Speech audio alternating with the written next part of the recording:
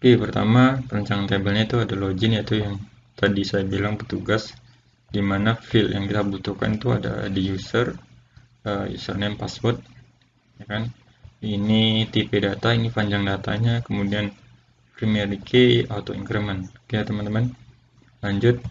Untuk anggota ada ID anggota, nama, alamat, nomor HP. Jadi rancangan tabel yang kita buat ini yang sederhana aja untuk mempercepat proses pembuatan daripada tutorial ini.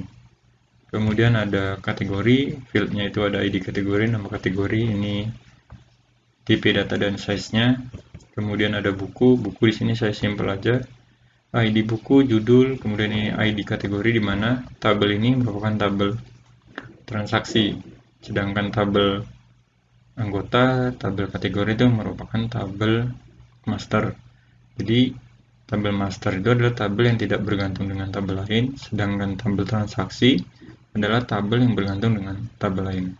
Sederhananya seperti itu ya teman-teman.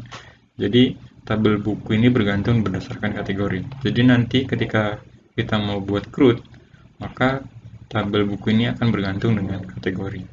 Oke, lanjut. Ada peminjaman. Ini sederhana aja ya teman. Sebenarnya kalau mau lebih kompleksnya ada lebih baik.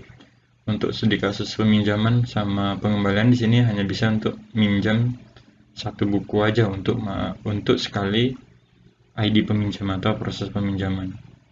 Ini hanya untuk kasus sederhana aja. Oke, jadi di peminjaman ada ID peminjaman, tanggal, ID anggota, ID buku. Jadi peminjaman ini juga sama halnya dengan tabel buku, di mana peminjaman ini merupakan tabel transaksi. Karena apa? Karena dia bergantung dengan tabel lain, yaitu tabel anggota dan tabel buku. Oke, lanjut. Kemudian ada tabel pengembalian. Di sini ada ID kembalian, tanggal, ID peminjaman, statusnya sudah dikembalikan atau belum, keterangannya, misalnya rusak atau gimana, atau keterangan lainnya. Nah, sama hal ini dengan peminjaman, tabel pengembalian ini juga merupakan tabel transaksi, di mana tabel ini bergantung dengan tabel peminjaman. Oke, demikian rancangan yang kita buat. Langsung saja kita buatkan database-nya di DBMS MySQL-nya. Oke, langsung saja kita praktekkan. Oke, sebelum membuat database-nya, teman-teman bisa start aja atau teman-teman buka dulu SAM control panel-nya dari start, kemudian teman-teman bisa pilih, maka muncul kotak dialog SAM PP-nya. Kemudian teman-teman start aja untuk Apache dan MySQL. Oke, silakan teman-teman start.